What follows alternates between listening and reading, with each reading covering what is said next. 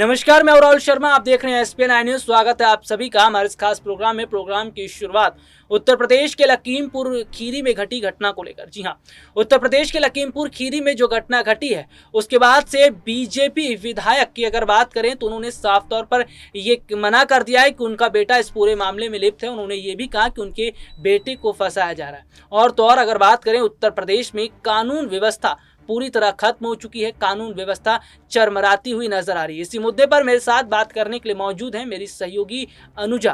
अनुजा, आपका बहुत बहुत स्वागत है हमारे इस खास प्रोग्राम में। अनुजा, पहला ही सवाल आपसे ले रहे हैं। उत्तर प्रदेश में जो कानून व्यवस्था खराब हो चुकी है, उत्तर प्रदेश में योगी आदित्यनाथ स्थितियों को सही ढंग से नहीं संभाल पा रहे हैं। और तो और अब जनता ये मांग करने लगी है कि उन्हें अपने पद से इस्तीफा दे देना चाहिए। तो क्या आने वाले समय में उत्तर प्रदेश के मुख्यमंत्री योगी आदित्यनाथ अपने पद से इस्तीफा दे सकते हैं?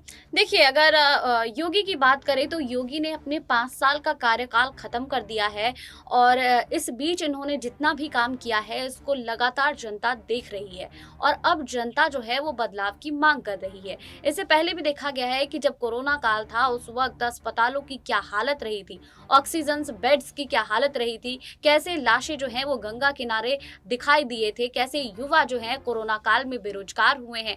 तो सारी नाराजगी अब जो है ये चुनाव के समय देखने को मिलेगा और जनता अब लगातार चाहती है कि जमीनी मुद्दों पर काम हो, जो कि योगी सरकार ने इन 5 सालों में नहीं किया है।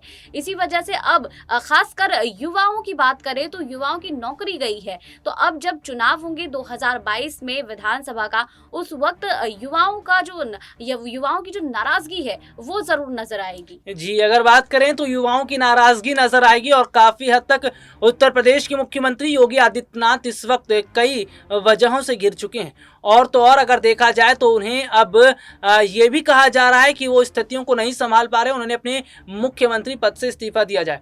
अनुजा, उत्तर प्रदेश के लखीमपुर खीरी में जो घटना घटी उसके बाद योगी सरकार का जो एक्शन देखने को मिला, योगी की पुलिस की जो स्थिति देखने को मिली, योगी की पुलिस का जो बर्ताव देखने को मिला, क्या लग रहा है आपको? क्या लोकतंत्र उत्तर प्रदेश से खत्म हो चुका है और आने वाले समय में अगर उत्तर प्रदेश के मुख्यमंत्री योगी आदित्यनाथ ही बनते हैं तो क्या लोकतंत्र पूरी तरह खत्म हो जाएगा? देखिए, इस चीज़ को समझना होगा कि जब लखीमपुर में सारी घटनाएं हुई, किसानों पर जो है गाड़ियां चलाई गई और उनके पीड़ित परिवारों से प्रियंका गांधी जब मिलने गई तो उस वक्त जो है वो कई पुरुष पुलिसकर्मी जो हैं उनके साथ बदसलूकी करते हुए नजर आए, उन पर सवाल खड़े करते हुए नजर आए, उनसे अच्छे से पेश नहीं आए। और ये सारी चीज़ें खुद प्रियंका कह चुकी हैं।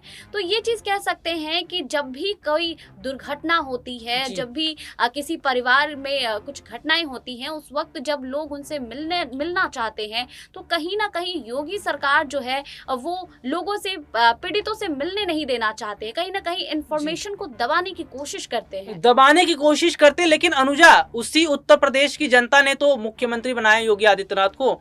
वहां का जो किसान है, मैं पश्चिमी उत्तर प्रदेश की बात कर लेता हूं, तो वो उत्तर प्रदेश से दूर थोड़ी है, कहीं किसी दूसरे देश के अंदर थोड़ी है। पश्चिमी उत्तर प्रदेश तो उत्तर प्रदेश में पड़ जाता है।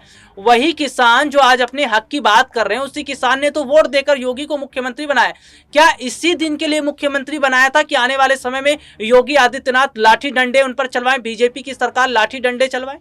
जी हाँ, 5 साल के कार्यकाल तो अब योगी के पूरे हो चुके हैं और अब जो है वो विधानसभा चुनाव है और चुनाव में जो भी वोटर्स जो हैं गलती कर चुके हैं, उन्हें जो पछतावा हो रहा है, तो ये चीज़ आपको विधानसभा चुनाव में देखने को मिल जाएगा। और ये कह सकते हैं कि अब वहाँ की जनता जो है वो बदलाव चाहती है, तो अब बदलाव जरूर दिखेगा। बदलाव चाहती है, बदलाव जरूर होगा। प्रियंका गांधी के आने से योगी सरकार डर गई है, अगर कहा जाए तो गलत नहीं होगा। योगी सरकार के फाख्ता उड़ गए हैं।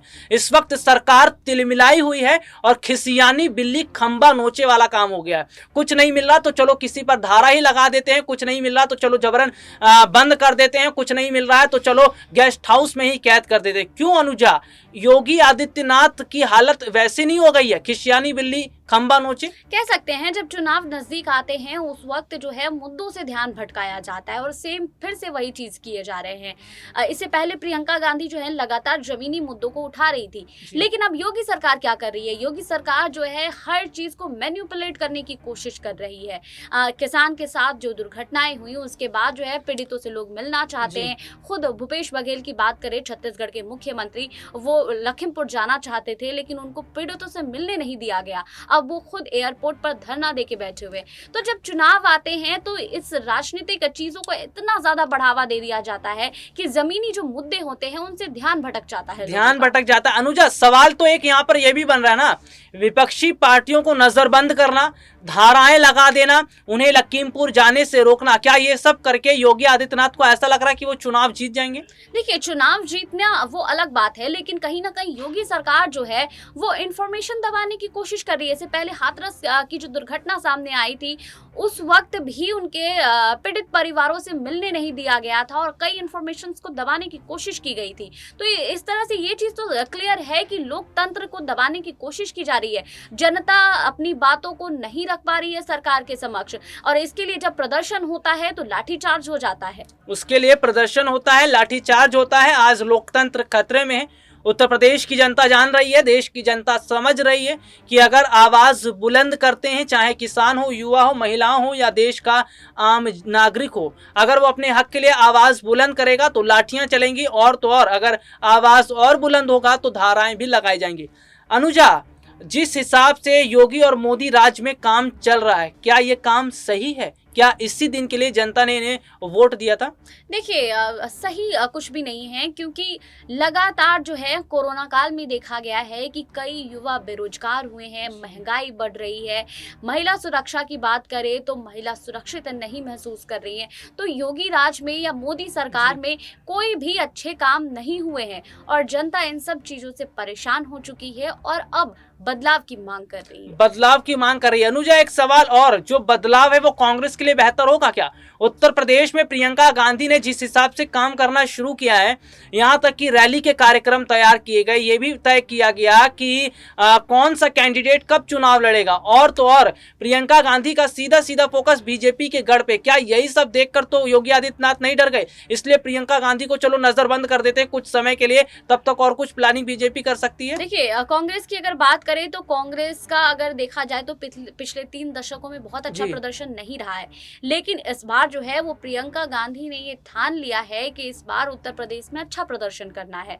इसलिए लगातार वो उत्तर प्रदेश के दौरे पर आ रही थी। जब उन्होंने 2-3 बार उत्तर प्रदेश का दौरा किया उस वक्त जो है भाजपा के कई नेता ये भी कहते हुए सुनाई दिए थे कि प्रियंका जो है सिर्फ एक पर्यटक की तरह ही उत्तर प्रदेश आती है। जिसके बाद जो है प्रियंका गांधी अब उत्तर प्रदेश गई हैं तो अब उत्तर प्रदेश में डेरा जमा चुकी हैं। तो ये कह सकते हैं कि प्रियंका जो है पूरी तैयारी के साथ इस बार उत्तर प्रदेश गई हैं और इसका असर चुनाव में भी देखने को मिलेगा और इस बार कांग्रेस का अच्छा प्रदर्शन रहेगा। कांग्रेस का अच्छा प्रदर्शन रहेगा। और मेरे साथ अनुजा जुड़ी हुई थी जिन्होंने तमाम जानकारियां बताई और ये भी बताया कि उत्तर प्रदेश के मुख्यमंत्री योगी आदित्यनाथ किस तरह प्रियंका गांधी से डर चुके। चलिए, आज के लिए इतना ही। आपसे फिर मुलाकात होगी, तब तक ले जा दीजिए, नमस्कार।